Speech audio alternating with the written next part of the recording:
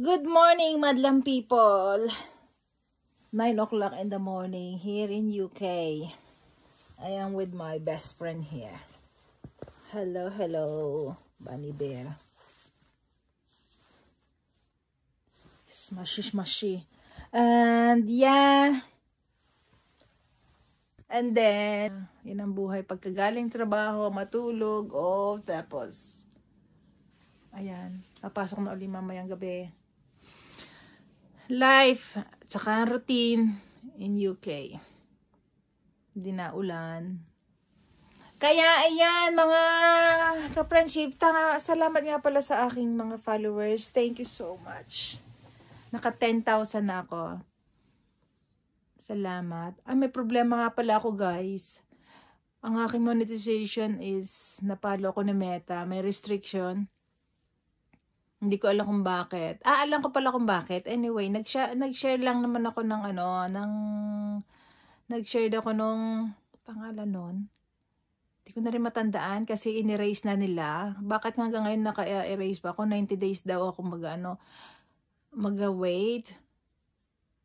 Ay, na-delete ko na. Hindi naman ako nag-delete. Dinelete na nila yung aking misinformation na whatsoever. Yung about basta senior citizen na makakatanggap daw ng may nag-share kasi ng something about yung senior citizen makakatanggap daw ng monthly 1,000 daw every month. Na-share ko. Syempre, kagustuhan ko makatulong. Tapos, para mayroon information yung iba na hindi naabot ng mga yung pala mali. How do I know na that is a false information? Na fact checkers ako. Hindi ko naman alam ko na ganun pala yun. And since sinerge ko, wala na naman na deleted na yung aking Syempre, busy ako, hindi ko agad siya na-delete. So, I'm not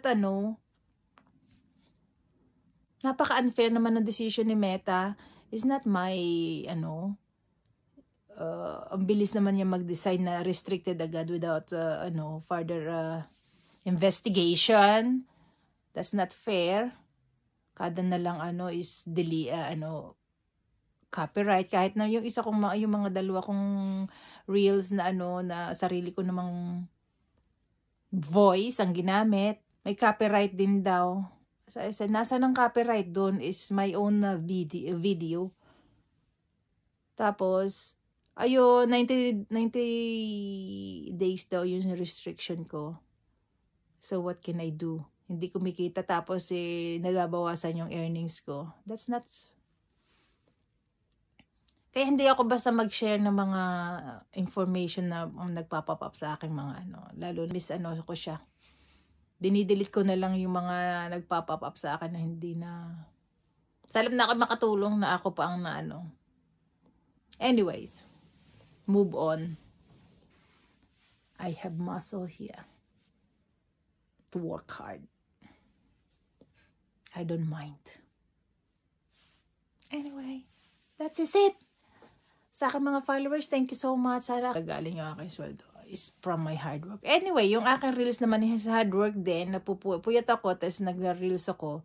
Nag-video ako ng tapos nag-e-edit. Mahirap din kaya yung ganon. Kaya nagulat ako. Ang sama ng loob ko nung ni Meta na ni Facebook na fact checkers whatsoever yung aking shinare. Hindi naman ako nag-edit nung share, basta shinare ko lang.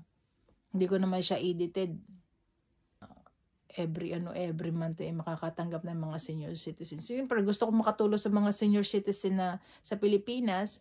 Tapos gaganunin nila yung aking Hindi ko naman alam na that's false information. That was false. How do I know? Diyan mga sa aking reels. Salamat. Thank you so much. Have a good day. Bye.